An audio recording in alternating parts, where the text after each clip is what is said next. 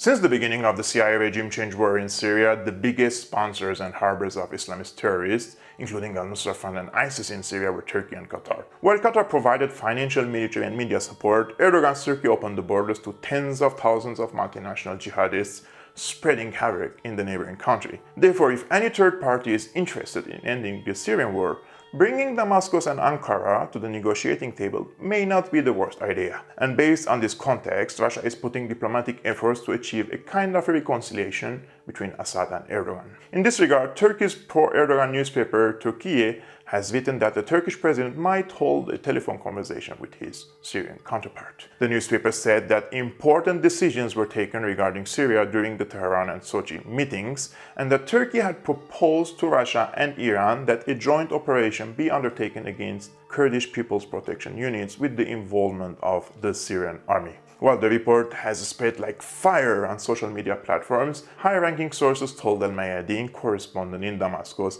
that the report is false. Despite the denial, I think Moscow is in fact trying to bring both sides closer, while a few issues remain at stake.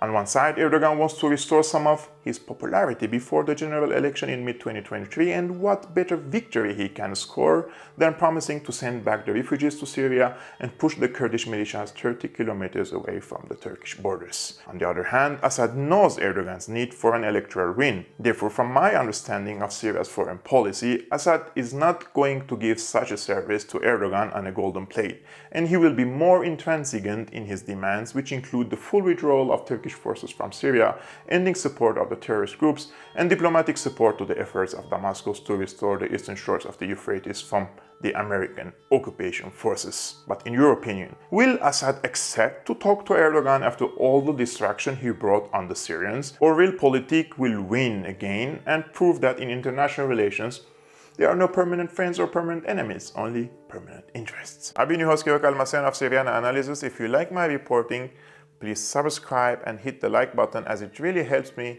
with the algorithm of YouTube. And if you want to support my work, please become a patron. Link in the description below, and see you next time.